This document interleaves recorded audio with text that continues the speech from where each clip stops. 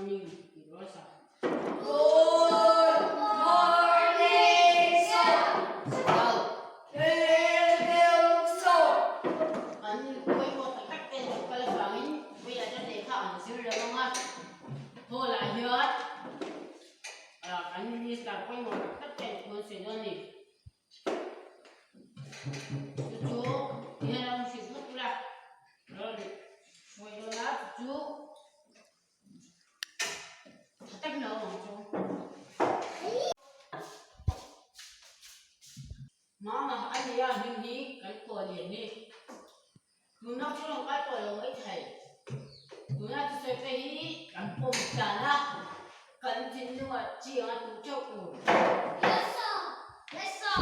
Yes, sir. Yes, sir. Nó cũng vào school và đập cho anh cả tủ. Yes, sir. Yes, sir.